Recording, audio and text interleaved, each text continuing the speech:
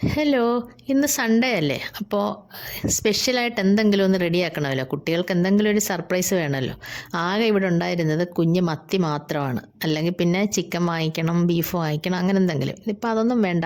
നമ്മുടെ വീട്ടിലുള്ള കുറേ ഐറ്റംസ് വെച്ച് ഒരു ചട്ടിച്ചോറ് അങ്ങ് റെഡിയാക്കാമെന്ന് വിചാരിച്ചു. മത്തിയെടുത്ത്, കുഞ്ഞ് മത്തി, അത് വെട്ടിയെടുക്കാനൊക്കെ കുറേ പാടാണ്.